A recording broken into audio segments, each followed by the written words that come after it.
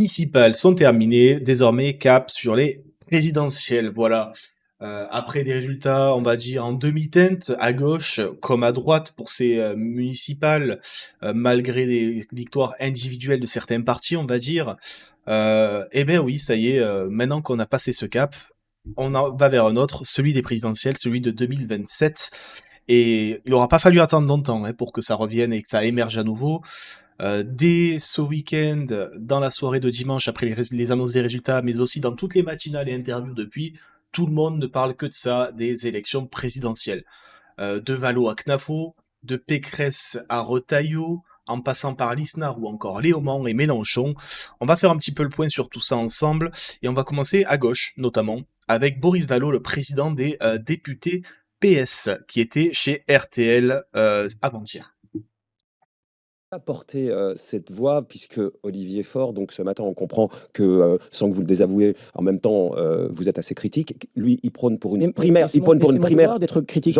Voilà, là on est sur le sujet de la primaire de la gauche. Je vous dis pas le contraire, mais vous n'allez pas au bout simplement, vous n'allez pas au bout. Parce que ce que nous disons, il nous menace est considérable. On parle de grandes villes que nous avons gardées, et je m'en réjouis. Mais donc qui va porter cette voix, Boris Vallaud? J'ai vu la droite et l'extrême droite. Qui va porter cette voix, une primaire comme le veut Olivier Faure ou pas? Qui va porter cette voix dans cette gauche-là? Vous voyez. Voilà. Et là, du coup, qu'est-ce qu'on fait? La question, c'est primaire, pas primaire, Glucksmann, primaire, qu'est-ce qu'on fait? À nouveau, vous réduisez les choses à une personnalité. Moi, je la réduis, je veux d'abord la conforter dans un périmètre politique qui a de l'espace, qui a de l'avenir, qui en a fait la démonstration, qui doit produire des idées utiles. Vous savez ce qui nous distingue de la France insoumise? C'est pas la radicalité d'un certain nombre de propositions. Nous en avons. C'est un rapport à la politique, c'est un rapport à la vérité. Vous savez, pour être antifasciste, il faut pas trier en fonction des journalistes, il faut pas brutaliser la vie politique, il ne faut pas se livrer à des mots. Là, il attaque la France insoumise en disant ça. Antisémite, il ne faut pas faire de sa principale cible les socialistes. Et il faut quelqu'un qui l'incarne malgré tout, parce que vous savez très bien que la présidentielle, c'est aussi la rencontre d'un pays et d'un homme ou d'une femme. Et donc, ça passe par quoi? Ça passe par une primaire à gauche? Écoutez, on rappelle qu'Olivier Faure, lui, est partisan de la primaire de la gauche avec l'Après, les écologistes, Debout et d'autres, plus petits.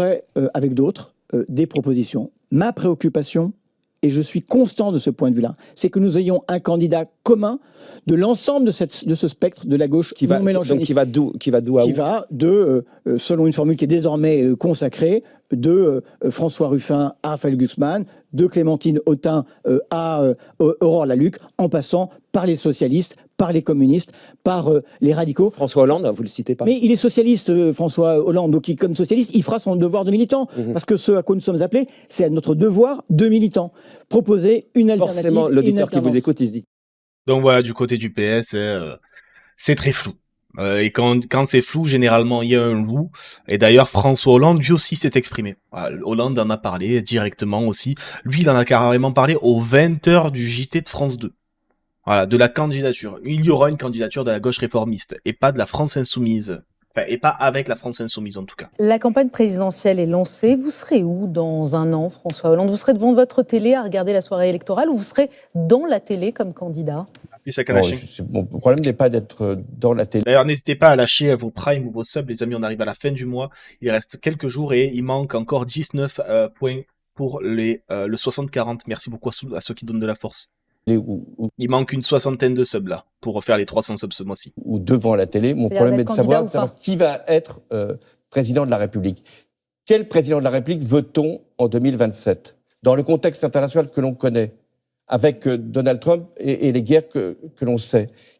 Quel président de la République pour la France? À la fois pour tenir son rang, sa place à l'échelle du monde, et notamment à l'échelle européenne, et pour faire que la cohésion nationale, que l'unité nationale soit préservée. Donc, tel n'est pas le cas si c'est le Rassemblement national. Mais si je mettais aujourd'hui ma question de personne, il y en aura une personne. Ce que je peux vous assurer ce soir, c'est qu'il y aura une candidature de la gauche réformiste en 2027. Et peut-être vous.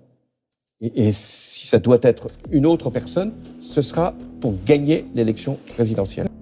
Donc voilà, il n'exclut pas ici d'être candidat en 2027, vous comprendrez. Merci Atmangal pour le follow. Donc voilà, François Hollande espère lui être candidat. Du côté de l'extrême droite, qu'est-ce qu'elle nous dit Sarah Knafo? Vous avez un peu... Qu'est-ce qu'elle nous dit Sarah Knafo après avoir fait son grand tour médiatique à la mairie de Paris? Grégoire présidentiable? Emmanuel Grégoire? Que dalle. Et merci, Brocoline. Enfin, nous voici tous réunis. Merci beaucoup, Brocoline, pour le sub. Vous Alors, m'avez manqué. petite information, les abonnements Prime... Lâche le 60-40e de Bezos. Malheureusement, les 60-40 ne marchent pas pour les subs Prime ne marchent pas pour le 60-40. C'est uniquement des subs payés. Mais merci beaucoup, Brocoline, pour le Prime. Grand remplacé Éric Zemmour, non? Absolument pas. Ah bah Non, alors ça, vous il est savez, où? bah écoutez, il est au combat lui aussi. Il a soutenu nos candidats partout en France qui ont été candidats pour les municipales. Bon, Knafo, on est d'accord, hein. Ça sera elle, ça sera pas Zemmour. Enfin, perso, ça ne sera pas Zemmour. Pour moi, le candidat, ça sera Sarah Knafo. Elle a fait son gros tour médiatique, elle a engrangé énormément de notoriété grâce à ses élections municipales à Paris. Et elle incarne quelque chose de moins rabougri que Zemmour, de manière, comment dire, de ce qu'elle dégage. Elle fait plus dynamique, etc. Et surtout, elle a pas 20 milliards de procès au cul comme Zemmour. C'est dans une logique de dédiabolisation, exactement. Et merci Atmangal pour le sub offert. Merci beaucoup. On a eu des maires qui ont été élus Mais là, dimanche. c'est vous qui avez mené la campagne, il ne sera plus candidat. Enfin, Bah, au présidentiel, c'est vous maintenant. Ah non, bah vous Ah savez, non moi j'ai été candidate à Paris, donc forcément j'ai mené ma campagne. Vous auriez voulu que je mène pas ma campagne? Non, mais je veux dire, ça Moi, y est. quand je m'engage dans quelque chose, je le mène corps et âme. Franchement, vous imaginez une seule seconde que maintenant ce soit lui qui soit candidat à la Mais présidentielle? évidemment, et pourquoi une seule seconde, je Je sais l'imagine? pas, ça y est, vous êtes là, vous avez avancé. Ouais, merci vous- beaucoup. Je vous Non, fais- mais- je vous Oh, la fausse modestie. Oh non, je peux pas. La fausse modestie. Oh merci, ça me touche. Ah, j'aurais pas pensé. Ah non, stop. Non, stop, s'il vous plaît. Désolé. Non, stop la fausse modestie là. On a dit, Oh, ça va. vous êtes désormais d'ailleurs un des personnages clés. Emmanuel Grégoire parle de vous, Rachida Dati parle de vous. Je vous remercie de ces compliments, mais ça n'enlève en rien le rôle éminent que joue c'est Éric sûr, Zemmour. ça y est, c'est fait, c'est décidé. Vous vous êtes chacun réparti les tâches. Bah écoutez, il l'annoncera lui-même. Vous savez, c'est pas lui, Xavier Bertrand, qui va annoncer sa candidature tous les 3 matins à toutes les Mais vous antennes. pourriez- Alors ça, c'est un tacle gratuit à Xavier Bertrand au passage. Donc quand il aura décidé d'annoncer sa candidature, vous l'inviterez, peut-être qu'il Et vous, l'annoncera à votre antenne. et vous avez complètement renoncé à l'idée de vous-même d'être candidate à la présidentielle. Pourquoi vous dites de renoncer à l'idée? Je n'ai Bah, je jamais sais pas. émis l'idée d'être candidate à la présidentielle.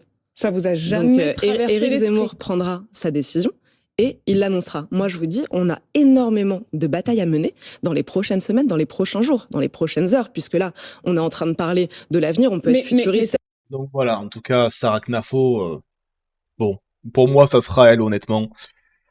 Et ensuite, bah, là, le sujet, c'est à droite et au centre. Qu'est-ce qui va se passer? Et tu vois que hier, enfin, que sur les derniers jours, tout le monde prend la parole. Tout le monde parle.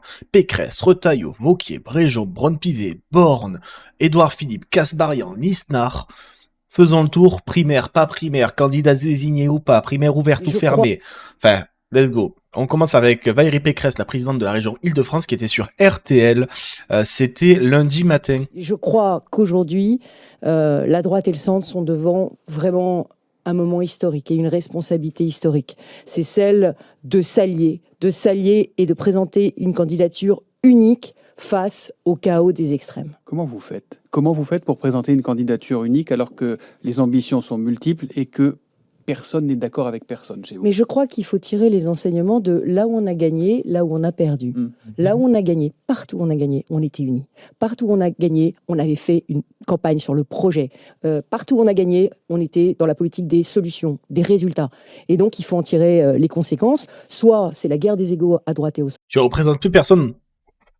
G. Garcia, le jour où tu es président de la première région de France, tu m'appelles? Et à ce moment-là, on sera pulvérisé, éliminé. Et on laissera le pays à des extrêmes, au chaos des extrêmes. Vraiment, je le dis aujourd'hui, il me semble que la droite et le centre sont le seul rempart de la République. Ouais, donc tu as un appel clair et net ici de la part de Valérie Pécresse à faire l'union du centre et de la droite dès le premier tour des élections présidentielles. À côté, tu as Bruno Retailleau. Voilà, Bruno Retailleau qui lui réagit. On rappelle que Darmanin avait évoqué l'idée de faire une primaire du centre, de la gauche à la droite en passant par les socialistes et les LR. Donc, et les LR, pardon. Donc ça, c'était la proposition de Darmanin. Je vous laisse écouter maintenant ce que dit Bruno Retailleau à ce sujet. Les élections municipales ont remis les pendules à l'heure. Elles ont montré que le vrai gagnant, d'ailleurs, c'est la droite et ses alliés, qui sont les gagnants, notamment pour les villes de plus de 9000 habitants. C'est considérable. Donc il y a une perspective pour les... Ah, c'est l'argument de on a gagné, on a gagné. Ça, par contre, je vous le dis, à part les écologistes, ils vont tous vous dire qu'ils ont gagné les municipales. Les socialistes, les LR, les insoumis, les communistes, le RN, tous ils vont dire qu'ils ont gagné. Sauf les écolos, parce que même pour eux, c'est pas c'est compliqué là. Mais L'électorat de droite, il y a une possibilité de ça lui donne victoire en 2027 à 2 conditions. 1, il faudra se rassembler, c'est clair, le moment venu, et n'avoir qu'un seul candidat pour être présent au second tour. Mais ça ne suffit pas. Ça ne suffit pas, j'entendais d'ailleurs, il a été tout à l'heure montré. On n'a pas tout perdu. Force, nomade, force. Dans le reportage, Gérald Darmanin, qui est par ailleurs un ami, dire qu'il faut se rassembler, la droite, le centre, et même la gauche républicaine. Mais si on fait ça, il n'y aura pas de clarté dans le projet. Parce que ce sera à nouveau le en même temps. Ce sera la synthèse molle. Et donc, pour gagner, il faut à la fois être capable de se rassembler, mais sur un projet qui sera puissant. C'est ce que je veux porter. Parce que le constat que je fais sur la France, c'est que la France va mal, que les Français s'appauvrissent, et qu'il va falloir renverser la table, les élections. Donc voilà, Retailleau qui dit qu'il va falloir trouver un moyen d'avoir un candidat, mais pas avec la gauche, quoi. Il ne faut pas se faire deux en même temps. Donc en même temps, en disant ça, j'ai l'impression qu'il exclut aussi les macronistes. Et je vous laisse écouter donc Retailleau qui dit que dans tous les cas, il sera candidat à l'élection. Alors qu'est-ce que ça veut dire ? Qu'est-ce que ça veut dire dans tous les cas je serai candidat ? Est-ce que ça veut dire même si je perds une primaire, je suis candidat ? Est-ce que je serai candidat tout seul sans primaire ? Qu'est-ce que ça veut dire ? Bon. Si vous décidez de faire une primaire ouverte, vous y allez, vous êtes candidat à la primaire. Je suis, dans tous les cas, candidat. Je suis candidat parce que à la primaire, à 2027 directement Mais je parle des élections présidentielles. Simplement, moi, je veux porter un projet d'une rupture radicale. Il y a 2 propositions qui me tiennent à cœur, parce que les Français s'appauvrissent. Si on veut donner du pouvoir d'achat, il va falloir travailler un peu plus. On ne peut pas vivre, si j'ose dire, avec du pouvoir d'achat dans un pays qui est en train de se tiers-mondialiser. Merci Laure, merci beaucoup pour le sub à la chaîne. Merci pour la force, merci infiniment à toi. En train de s'appauvrir. Gagner plus, voilà, 13 mois ou un 14e mois, quelque chose qui soit attractif. Et puis l'ordre, rétablir l'ordre. Ok, donc on va travailler plus avec Retailleau, d'accord. Dans la rue, aux frontières, sans mentir aux gens. Et vous savez, si on veut reprendre le contrôle de l'immigration, si on veut une justice beaucoup plus ferme, il faudra modifier la Constitution et il faudra absolument que les Français puissent voter. C'est pas aux juges de décider, c'est aux gens de décider la politique migratoire qu'ils souhaitent, mais aussi la politique pénale qu'ils souhaitent se voir appliquer aux délinquants en France. Bon, vous avez compris. Retailleau, c'est le candidat de la droite. Enfin, en tout cas, il est son propre candidat pour l'instant. Pour l'instant, il n'est candidat que de lui-même, Retailleau. Et d'ailleurs, derrière, tu as Laurent Wauquiez qui est en total désaccord avec tout ça. Tu as Wauquiez qui est en total désaccord avec tout ça, notamment parce que lui, il veut une primaire, Laurent Wauquiez. Laurent Wauquiez veut même une primaire de Édouard Philippe à Sarah Knafo. Il veut une primaire du centre à l'extrême droite. Je vous laisse écouter. Je le redis, je prends une droite qui est un peu plus centriste comme Édouard Philippe, je prends une droite qui est un peu plus dure comme Sarah Knafo. Oui. Moi, j'assume de vouloir remettre ensemble. Vous savez d'où ça... Une droite centriste et une droite un peu plus dure. Bon, non. C'est le centre... Enfin, lui, il veut quelque chose qui va du centre à l'extrême droite. Quand c'était Nicolas Sarkozy, on allait de Jean-Louis Borloo jusqu'à Philippe de Villiers. J'avoue. Borloo de Villiers, il y a un sacré trou. Et puis on a pris l'habitude de se dire, en politique maintenant, on va plus que travailler avec des clones. Si tu n'as pas exactement les mêmes idées que moi, tu m'es insupportable et je ne peux pas travailler avec toi. Je veux lutter contre ça. La politique, c'est quand même accepter qu'il y ait du débat, qu'on ait chacun des différences, mais qu'on soit capable de travailler ensemble pour un même projet pour le pays. C'est quand même plus motivant. Et c'est un beau défi, c'est une belle page politique. Alors je le redis. Donc voilà, Laurent Wauquiez, lui qui réagit, qui veut une primaire.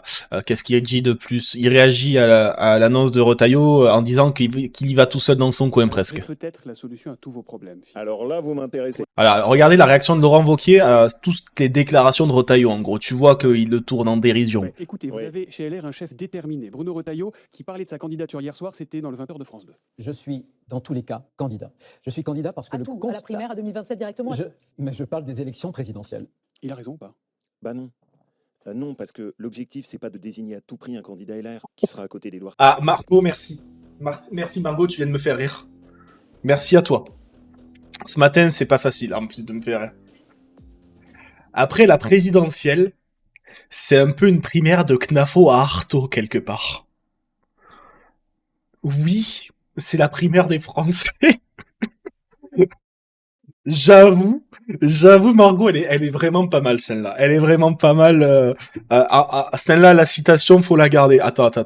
Non, je la prends, tu m'en veux pas, je vais la mettre sur Discord pour la garder dans l'onglet citation, parce que celle-là, elle vaut son petit pesant de cacahuètes. Ah, je l'aime bien. Je l'ai mis dans le Discord. Philippe, qui sera à côté peut-être de David Lisnard, de Xavier Bertrand, de je ne sais pas trop qui. Moi, ce que je souhaite, c'est que la priorité des LR ne soit pas chaque parti, à côté de chaque parti, de désigner à tout prix son candidat à la présidentielle.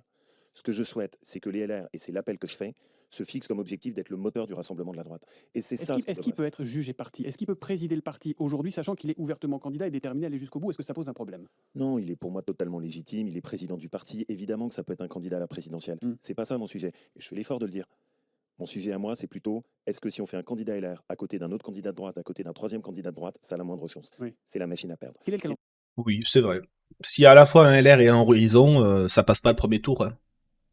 Quel est le calendrier? Qu'est-ce qu'il faut faire? Parce que là, on s'est dit, bon, on va laisser passer les municipales. Les municipales sont passées. Il y en a qui vont peut-être laisser passer l'été. Vous allez finir par laisser passer la présidentielle. C'est quoi le calendrier? Moi, ce que je veux, c'est que dès maintenant, les LR se fixent comme objectif de prendre leur bâton de pèlerin, d'aller voir toutes les grandes figures de la droite et de voir ensemble comment est-ce qu'on peut se rassembler, en définissant d'abord une plateforme commune, ce que j'esquisse ce matin. D'abord les idées, ce que vous avez dit tout à l'heure. Et ensuite, en se disant qui est capable de les partager ensemble. On aura un débat, tout le monde ne sera pas d'accord, c'est normal. Mais ensuite, on fixe le champ de ceux qui veulent partager cette vision de droite. Et ensuite, on fait une primaire. Ça, c'est le bon raisonnement. Donc voilà, t'as une vraie volonté de primaire et t'as qui dit clairement qu'à partir seul, Retailleau va à un seul endroit dans le mur. Hein, et pour le coup, il faut le dire, parce que c'est quelque chose de vrai, si les LR partent seuls, ils feront à peine 5%. Voilà, non mais disons les choses clairement. Les Républicains partent tout seuls avec, je sais pas, la désignation du candidat comme ils désignent les chefs de leurs instances aujourd'hui, voilà, de manière un peu arbitraire comme ça, avec une désignation directe du chef, du président du parti qui n'est autre que Retailleau, qui se désigne lui-même. Bon, ben en fait, c'est juste la meilleure stratégie pour ne pas avoir de légitimité et perdre au premier tour en n'atteignant peut-être même pas le seuil du remboursement. Voilà. C'est... Bref, je vous laisse regarder d'ailleurs Maud Bréjon, qui appelle en même temps à cette alliance, à cette union, dans le cadre d'une primaire, mais qui demande aussi aux Républicains de clarifier leur position vis-à-vis du Rassemblement national. Maire de la droite et du centre, on écoute la réponse du patron LR hier soir sur France 2. Il faudra se rassembler et n'avoir qu'un seul candidat. Mais ça Merci No Time pour le follow. Ne suffit pas. J'entendais Gérald Darmanin dire qu'il faut se rassembler, la droite, le centre et même la gauche républicaine. Mais si on fait ça, ce sera la synthèse molle. Et ça doit se faire sur un projet puissant. Et un projet qui sera un projet de rupture. Votre primaire, Madame la porte-parole du gouvernement. J'ai pas parlé de primaire. D'accord, moi je vous pose la question de la primaire. Est-ce qu'il faut qu'il y ait, par exemple, Gabriel Attal, Édouard Philippe et une primaire qui va jusqu'à Bruno Retailleau? Est-ce que c'est le bon schéma selon vous? Il faut un rassemblement qui aille jusqu'à ceux qui refusent l'alliance avec le Rassemblement national. Ça implique plusieurs choses. Ça implique d'abord que le parti des Républicains soit extrêmement clair sur sa ligne politique. Et j'entends que chez eux, un grand nombre de responsables, je pense à Valérie Pécresse, je pense à Xavier Bertrand, je pense à Michel Barnier, à Jean-François Copé, à Gérard Larcher, eux, ils sont et clairs, plein d'autres, sont d'une clarté absolue. Et pas Bruno Retailleau qui a pas su choisir entre Christian Estrosi, le candidat Horizon, et J'invite Bruno. C'est le pire exemple, oui. Le sujet de Retailleau qui n'arrive pas à choisir entre Estrosi et Ciotti, c'est le meilleur exemple de cette hésitation qui existe pour les LR vis-à-vis du Rassemblement national ou de l'UDR. Retailleau, qui a été mon collègue au gouvernement, qui a travaillé avec nous, qui a des ministres LR au gouvernement, à faire preuve de la même clarté. Et moi, je crois qu'ensemble, malgré nos désaccords ponctuels, malgré nos nuances, on doit pouvoir arriver à travailler et à bâtir un projet. Nous sommes d'accord, Agathe Landry. Primaire ou pas primaire? Nous non, mais juste pour comprendre, comment vous allez départager tous ces candidats? Eh bien, moi, j'appelle dans un premier temps l'ensemble des candidats déclarés, potentiels, l'ensemble des chefs de parti du socle commun, à se réunir, à se mettre dans une même pièce, à se mettre autour de la table, de Gabriel Attal à Bruno Retailleau, en passant par évidemment Édouard Philippe, par le MoDem, par François Bayrou, par le chef de groupe éventuellement à l'Assemblée et au Sénat, pour discuter, s'accorder d'abord sur cette nécessité d'avoir une candidature unique dès le premier tour de l'élection présidentielle et travailler à un projet. Mais là encore, je crois qu'il faut parler un petit peu de fond. Nous sommes d'accord sur l'économie de marché. Nous croyons tous à la valeur travail. Nous sommes favorables à une transition énergétique qui fait la part belle au nucléaire. Nous avons des conditions pour l'égalité femmes-hommes, pour l'écologie. Nous croyons qu'il faut davantage de sécurité, qu'il faut mieux maîtriser l'immigration. On vous entend, mais ça veut dire qu'Édouard Philippe, qui a été reconduit au Havre avec près de 48% des voix, il ne s'est pas imposé comme le candidat naturel de votre camp? Je crois que Édouard Philippe est incontestablement aujourd'hui Hésitation sur quelle base? Bah, l'hésitation qu'il y a eu du côté de Bruno Retailleau, c'est par rapport à Estrosi, qui selon lui, n'est pas assez de droite peut-être, ou du moins parce que Ciotti est l'ancien président du parti, je ne sais pas. Mais en tout cas, on a vu ensemble pendant cette élection à Nice, il y a eu une hésitation de la part du président des Républicains de savoir quoi faire. On l'a vu en plein direct, c'était sur BFM. Bon, au bout d'un moment, on l'a vu, et c'est compliqué de le nier que aujourd'hui, oui, il y a une volonté peut-être de franchir le Rubicon. Le mieux placé pour mener cette bataille. Pour autant, j'en reviens à ce que je disais, l'union, quand bien même, et je suis d'accord avec ce que disait M. Retailleau, quand bien même ce n'est pas une condition suffisante, c'est une condition nécessaire. Et force est de constater qu'aujourd'hui, il y a encore du chemin pour rassembler les uns et les autres. Bah ça c'est clair. Ça c'est clair, il y a du chemin. Yael Braun-Pivet a réagi. Yael Braun-Pivet, vous savez, la présidente de l'Assemblée nationale, qui appelle à avoir une cohérence, garder une cohérence. Elle réagit notamment à la déclaration de Gérald Darmanin. Je rappelle Gérald Darmanin qui appelle à une primaire des socialistes à LR, en gros. Justement, Yael Braun-Pivet, Gérald Darmanin, ministre aujourd'hui, dit il y a d'un côté LFI, de l'autre le Rassemblement national. Il faut donc organiser notre camp en vue de l'élection présidentielle. Et il apporte même une petite nuance. Désormais, il dit il faut un seul candidat de la droite et du centre, et peut-être même de la gauche républicaine, pour gagner l'élection présidentielle. Est-ce que vous dites comme lui, il faut étendre cette grande primaire, y compris à la rive d'en face? Alors je suis heureuse lui parce qui que parle c'est de la plutôt droite. Ouais. Lui qui dit comme moi. Ouais. Alors on va pas se battre pour savoir elle qui pense pareil. porte cela. Moi Ouais. je suis ravie Ok. qu'on le porte ensemble parce que je crois profondément qu'effectivement le périmètre du candidat commun, il doit s'élargir Vous vers mettez qui la dans ce périmètre commun? social-démocratie. Vous mettez Alors, qui dans le périmètre commun? Ah donc attends, donc t'as Yael Braun-Pivet qui est d'accord avec Gérald Darmanin pour dire que le candidat du centre, ça doit être un candidat de la droite à la gauche. Enfin, de LR à PS. Ouais, en vrai, c'est un nouveau Macron, juste. C'est Macron remake. c'est là où on voit bien- Je tente, mais c'est important. La question, elle va se poser dans les semaines qui viennent. Édouard Philippe, il doit être dans ce périmètre? Bien sûr. Lui qui, pour l'instant, Bien n'en veut sûr. pas. Olivier En fait, Faure? Pourquoi pas? Pourquoi pas Olivier Faure dans Mais une primaire? Parce que, en fait, et c'est là où c'est pas qu'une question de personne, c'est quel est le projet et quelle est la vision de la politique que l'on a. Et je pense que c'est de cela dont il faut qu'on parle aujourd'hui. Aujourd'hui, j'entends beaucoup, on parle des personnes. Qui, ça peut être qui, c'est quoi le match, etc., qui est candidat, comment on départage les candidats. C'est un sujet et c'est super intéressant. Mais quand vous voyez toutes je les pense personnalités dont on parle, Non, mais justement, c'est quand même plus le qui avant le quoi. mais justement, mais ça n'a pas de sens. Parce que si le qui nous fait porter quelque chose qui n'a pas de cohérence, on perd la clarté dont je vous parlais tout à l'heure dans notre interview, à laquelle je crois que les Français sont attachés. Alors, on m'a dit le centre est globalement à droite en France. Pas tout le temps. 2012, le centre de Bayrou, enfin le centre c'était Bayrou, je rappelle, en 2012, 2017, 2000, enfin non. En 2012 et avant, c'était Bayrou. Bayrou était contre Sarkozy en 2012. Et il était au second tour, il était davantage pro-Hollande que Sarkozy. Et d'ailleurs, le centre a fait basculer l'élection du côté de Hollande en 2012. Attention. Elisabeth Borne, qu'est-ce qu'elle dit? Elisabeth Borne aussi, elle était sur TF1. Non mais là, vous voyez, ils sont tous de sortie. Ils sont tous de sortie en ce moment. Alors, on a besoin d'un candidat commun dans cette famille du centre capable de parler à la gauche modérée et à la droite modérée, dit Elisabeth Borne. Voilà. Elle souhaite le retour du macronisme originel, raison pour laquelle elle s'est engagée. Ah ben, je suis désolé, Fézard. Bayrou, qui était au centre, Bayrou, le MoDem, c'était le centre en 2012. Bayrou, c'était le centre en 2012. En 2012. Et merci beaucoup, Mag, pour le follow. Merci beaucoup. Bayrou, c'était le centre en 2012. Et Hollande, c'était la gauche, quoi que vous en dites aujourd'hui. À l'époque, vous pensiez que c'était un candidat de gauche, et c'était le candidat de la gauche en 2012. Donc, au bout d'un moment, il faut dire. Bayrou a fait basculer du côté de Hollande, parce que Bayrou était anti-sarkozyste pendant toute la campagne de 2012, et au second tour, il s'est tourné vers Hollande. Le centre, en 2012, a tourné du côté de Hollande. Peut-être qu'aujourd'hui, vous considérez que Hollande était de droite, mais à l'époque, vous le pensiez pas forcément. Voilà.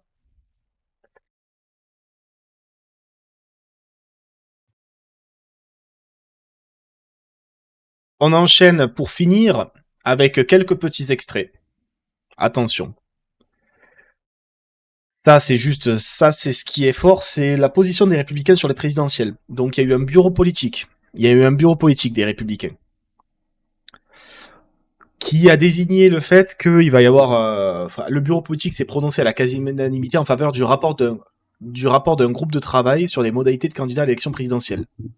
Il y aura 3 questions qui seront soumises aux adhérents des LR. Première question, primaire fermée ou pas, avec seul vote des adhérents LR. Deuxième question, primaire ouverte avec adhérents et nouveaux et sympathisants. Et troisième chose, désignation directe du président du mouvement. Voilà. C'est en mode Bayrou, non pas Bayrou, pardon. En mode Retailleau se désigne lui-même. Voilà. En gros, c'est ça la troisième possibilité. Bref. Hier soir, du coup, on avait Édouard Philippe. Édouard Philippe, qui est, je rappelle, le nouveau maire du Havre, réélu à 47 et quelques %. Et du coup, il réagit à tout ça parce que, vous savez, Édouard Philippe, c'était sa condition sine qua non à sa candidature au présidentiel, c'était « Je ne serai candidat que si je suis réélu maire du Havre ». Il a été réélu, maintenant, bah, c'est parti. Hein. J'ai indiqué il y a déjà plus de 2 ans que je me préparais à cette échéance. Je l'ai dit avant les élections municipales, pour ne prendre aucune Havraise ou aucun Havrais en traître, parce qu'il vaut mieux dire les choses. Et c'est un fait que je me prépare pour cette élection présidentielle. Je le fais avec beaucoup de détermination, mais beaucoup d'humilité, parce que pour proposer un projet aux Français, il faut d'abord les écouter, il faut comprendre la réalité des sujets, des attentes, des espérances, des colères, des déceptions, et puis imaginer quelque chose qui ne sera pas simplement la reproduction de ce qui a toujours été. Je pense que notre pays est un moment où il a besoin de transformation, j'ai dit massive, oui, et je le crois sincèrement. Et le programme, c'est pour quand ? Pour qu'on ait une idée du calendrier, ce sera avant l'été ? Progressivement. Vous savez, je connais trop de candidats qui arrivaient tard dans la campagne et n'avaient plus grand-chose à dire. Et donc moi, je veux prendre mon temps. Et on vit dans un monde d'immédiateté.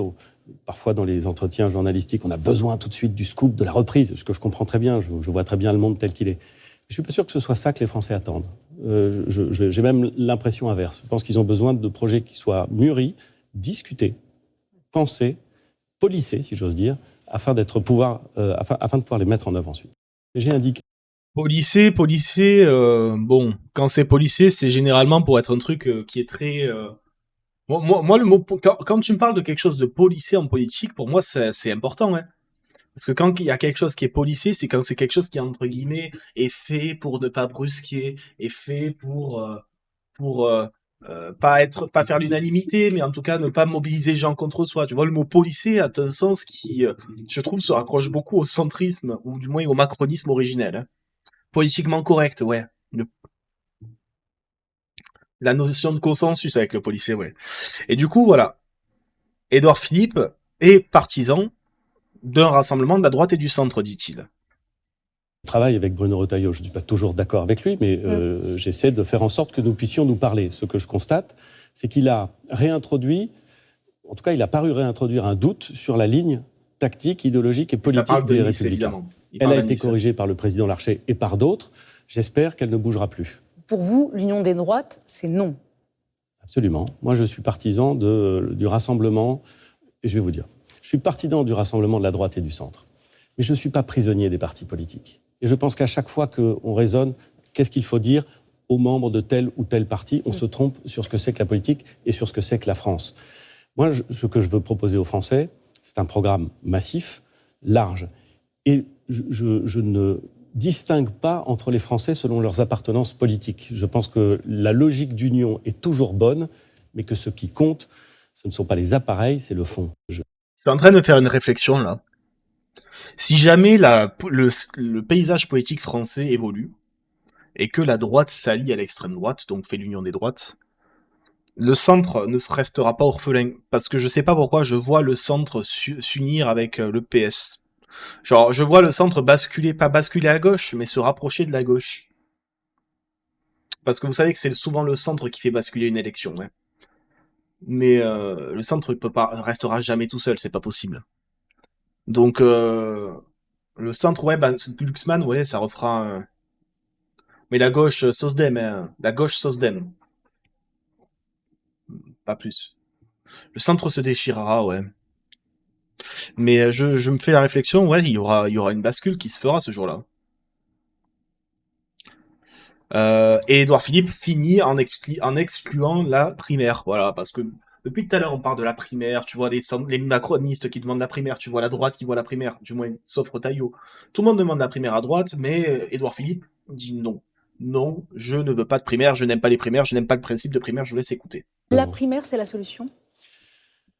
C'est un élément. J'ai entendu Gabriel Attal évoquer un comité de liaison. Il a d'ailleurs parfaitement raison. Ce matin, oui. D'ailleurs, il existe déjà ce comité de liaison.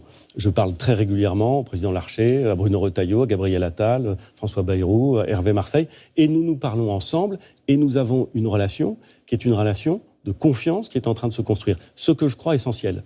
Est-ce que ce sera une primaire? Moi, je ne crois pas à la primaire. Vous pourriez participer, vous, à une primaire? Vous n'y croyez pas? Moi, j'entends ceux qui en parlent, je les écoute avec attention. Je ne vais pas commencer à leur dire jamais. Mais je n'ai pas créé Horizon pour déterminer à l'intérieur d'Horizon les conditions de désignation du candidat à la présidence de la République. Et je pense, voyez-vous, que ce qui intéresse les Français, ce ne sont pas les questions de tactique ou de process, c'est la question très simple de savoir comment est-ce qu'on fait une école qui fonctionne bien. C'est aussi une incarnation, Édouard Philippe. Aussi, oui. Et vous pourriez vous retrouver en janvier 2027 à être 3 candidats sur la ligne de départ. Je pense que ceux qui prospéreront sont ceux qui répondront aux questions des Français. Et je ne jouerai jamais avec l'avenir de mon pays. Donc bon, lui il ne croit pas à la primaire. Est-ce que ça veut dire qu'il exclut d'y participer? Ça, on ne sait pas. Ça, on ne sait pas s'il exclut d'y participer. Et il ne le dit pas d'ailleurs. Et tu vois les ultralibéraux qui, eux, ne sont pas d'accord. Tu vois, bah, vous savez, on a un candidat qui est vraiment le représentateur du milléisme français, hein, voilà, le courant, le Afuera et compagnie. C'est pas Éric Ciotti. C'est pas David Lisnard, c'est Guillaume Kasbarian. Guillaume Kasbarian qui est le libéral pur et dur, hein. Guillaume Kasbarian. Il y a Lisnard, mais il y a aussi Kasbarian, et qui est vraiment pro-Milei à fond, etc. Et il a réagi. C'est intéressant aussi d'avoir le point de vue d'un ultra-libéral sur ce sujet.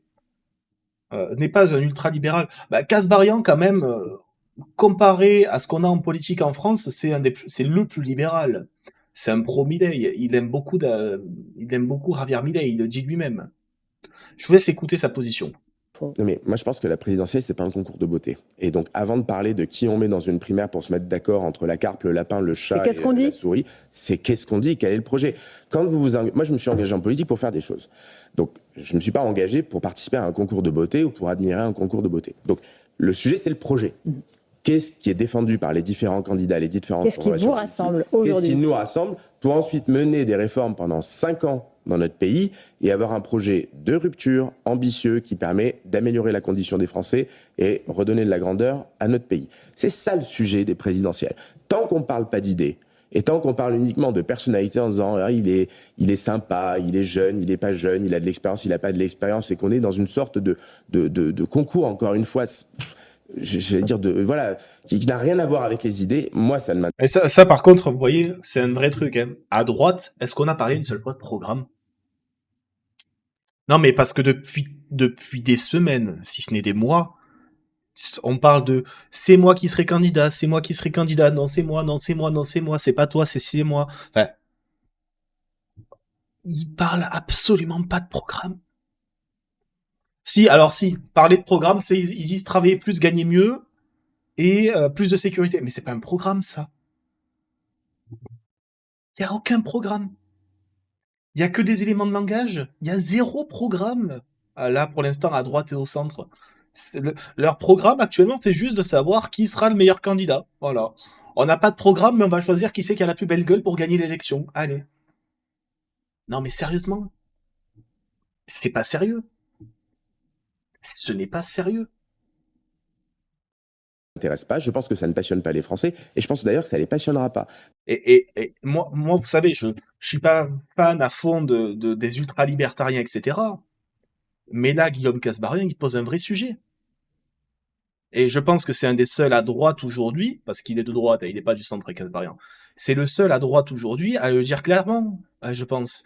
Si, il y a Lisnard aussi qui le dit. En fait, les libertariens. Voilà. c'est les seuls à dire aujourd'hui clairement, ouais, c'est bien, c'est bien de choisir la meilleure tête. Mais il n'y a pas de programme. Vous n'êtes pas foutus de d'abord essayer d'avoir des points de programmatique ou autre. Il n'y a rien. Et c'est Kasbarian qui le dit. C'est dire. Donc il est urgent de reparler du projet, des idées, des réformes et de dire clairement aux Français, si vous nous faites confiance, voilà les quelques réformes sur lesquelles on va y aller à fond les ballons dès les premiers mois du quinquennat et on va transformer radicalement le pays.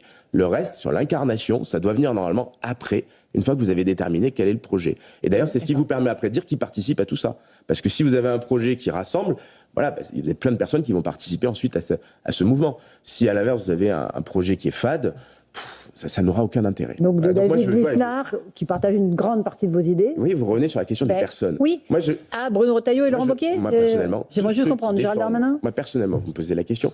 Tous ceux qui défendent la liberté, j'ai envie de travailler avec eux. Voilà. Bon. Et à l'inverse, tous les antilibéraux. Non mais c'est pas vrai, Wauquiez l'a dit, Philippe l'a dit. Non mais c'est facile de le dire quand t'es toi-même candidat directement, Carla. C'est ça que je veux dire. Eux, ils sont directement candidats, mais ils disent ça pour se donner une image. Wauquiez, il veut être le candidat de la droite. Philippe veut être le candidat de la droite. C'est pour ça. J'ai pas envie de travailler avec eux. Et j'ai plutôt envie de les combattre par les urnes. Donc, et ils sont nombreux. Donc voilà. Donc voilà, Guillaume Kasbarian ici. Et il nous reste 2 petits extraits pour clôturer cette séquence et cette capsule présidentielle 2027 en beauté. Ça vient de sortir. C'est ce matin. C'est David Lisnard qui a à la fois qui a annoncé ce matin quitter les Républicains. Voilà, David Lisnard, président de l'AMF, maire de Cannes, vient d'annoncer quitter les Républicains et demander une primaire qui comprend Sarah Knafo et Nicolas Dupont-Aignan. Alors là. On l'a bien compris, ce quart de finale, c'est la primaire. Vient qui veut, de droite. Et pas un Dupont-Aignan, il faut qu'il puisse venir. Une Sarah Knafo, un Éric Zemmour. Qu'il puisse venir éventuellement et qu'il s'engage à signer les engagements de la République française. Éric Zemmour. Mais pourquoi pas? Je veux dire, il vaut mieux les affronter avant. Je dis pas de cautionner. Il vaut mieux les affronter avant le premier tour qu'au premier tour. Mais ça veut dire. C'est la garantie autrement de regarder le match entre Mélenchon et Madame Le Pen ou Monsieur Bardella. J'ai bien compris votre principe, mais ça veut dire que si on tire ce. Vous avez vu, il est comment dire, il est pas, je dirais pas qu'il est visionnaire, mais il est réaliste. Il dit Mélenchon, il dit pas Glucksmann. Allez, même David Lisnard sait que le candidat qui affronterait Bardella au second tour, ce n'est pas Glucksmann, c'est Mélenchon. Et même lui, il le dit. File jusqu'au bout. Éric Zemmour peut gagner cette primaire. Est-ce que ça veut dire que vous vous mettrez, que vous vous mettrez tous derrière qui que ce soit qui gagne cette primaire? Mais ça fait 2 ans que je le dis, pardon, je dis la même chose. Je dis que les perdants, je leur demande pas de soutenir ceux à qui ils ne croient pas. Je leur demande de se taire jusqu'au premier tour. Mais objectivement, si vous avez peur de perdre sur une primaire contre Édouard Philippe, qui est aujourd'hui légèrement favori dans les sondages, ou Éric Zemmour, qui est inexistant dans les sondages, mais c'est pas la peine d'aller à la présidentielle. Et puis moi, vous savez, si ça n'avance pas dans les prochaines semaines, je vais prendre d'autres initiatives. Vous serez candidat quoi qu'il arrive, comme Bruno Retailleau. C'est-à-dire que si vous dites pas que vous êtes candidat quoi qu'il arrive, tout le monde vous dit bah, écoute, t'as pas de primaire, donc vous allez le dire, vous serez candidat quoi qu'il arrive. Donc, vous voyez, il y a David Lisnard qui tape du poing sur la table aussi, hein. Et ça va être intéressant de voir jusqu'où il est prêt à aller, David Lisnard. Alors, on a vu cet extrait, c'est l'autre extrait que j'ai pas vu du coup, pardon. Ah, il faut une grande primaire de la droite. Bon, c'est un peu ce qu'il vient de dire juste avant. Et donc là, on a tout ce climat à droite qui est vraiment extrêmement tendu et qu'on sait pas vraiment ce qui va se passer. Et à côté, en fait, il y a un parti qui a pas de problème. Il y a un parti qui n'a aucun problème pour son candidat, honnêtement. Enfin, 2, allez, il y en a 2. Il y a Bardella, pour le RN, évidemment. Et Mélenchon. Il y a même pas de débat. Il y a même pas de débat. Et je vous laisse écouter Antoine Néaumont. Je pense que Jean-Luc Mélenchon est un excellent candidat. Il en a fait la démonstration quand même à... C'était hier à la reprise de l'Assemblée nationale. 3 reprises, je veux dire, il progresse à chaque fois. Alors, je comprends pourquoi il se fait taper dessus. C'est sans doute parce que c'est un très bon candidat.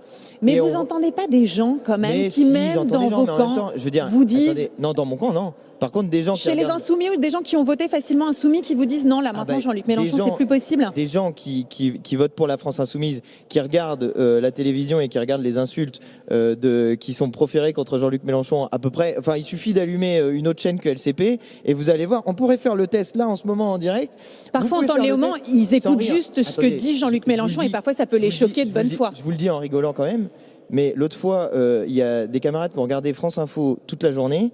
Il n'y avait que des titres contre Jean-Luc Mélenchon. Donc, alors, si vous voulez, moi je veux bien, on est en train de se battre à la fois contre un système politique vermoulu et en même temps contre un système médiatique qui nous insulte toute la journée. Donc on fait ce qu'on peut à l'intérieur de ces Il y a les journalistes. Et je pense que Jean-Luc dans Mélenchon... l'électorat, moi c'est ça qui m'intéresse. Bah, je constate qu'on a fait des très bons scores dans un certain nombre de villes. Je constate, et c'est très important, c'est trop peu rappelé qu'il y a encore beaucoup d'abstention. Je rappelle que l'élection présidentielle, c'est une élection avec 75%, 80% La de participation. 57% de participation Voilà. aux dernières On est en train de tirer municipales. des conclusions sur une élection sur laquelle il y a 50% de participation au moins, pardon, mais c'est pas raisonnable de faire comme ça. Jean-Luc Mélenchon a fait la démonstration dans les précédentes élections. Déjà, il est très fort dans une campagne. On peut lui faire beaucoup de reproches, mais celui-ci, je pense que ça serait déraisonnable. Nous avons un programme, nous sommes prêts à gouverner, nous avons une équipe qui s'élargit, y compris de la présence de nouveaux maires. Et vous voyez, aujourd'hui, nous sommes prêts à exercer les responsabilités nationales. Nous sommes prêts à prendre le pouvoir par les urnes légalement. Et je le dis, il faudra mettre en place rapidement une 6e République, justement pour redonner confiance dans ces institutions. Donc voilà. Voilà. Donc, bilan de tout ça, tout le monde pense à 2027. Voilà, les municipales se sont terminées dimanche. On est le 25, c'était il y a 3 jours. On est mercredi. Et tout le monde ne parle déjà plus que de 2027. C'est fou, la rapidité avec laquelle on passe déjà à l'élection qui suit. En même temps, j'ai envie de vous dire, c'est dans un an. L'élection du prochain président de la République pour 5 ans, c'est dans un an. Donc, véritable sujet. N'hésitez pas à me dire ce que vous en avez pensé dans les commentaires de tout ça, ce que vous avez pensé de ce bordel à droite, de ce bordel aussi avec cette primaire de la gauche, qu'on sait pas vraiment où elle va aller, ou encore du fait que il y en a 2 qui sont assurés d'être candidats, c'est Jordan Bardella et Jean-Luc Mélenchon. Allez, merci à vous, n'hésitez pas à liker, commenter, partager cette vidéo, venir nous follow sur YouTube et sur Twitch. À bientôt.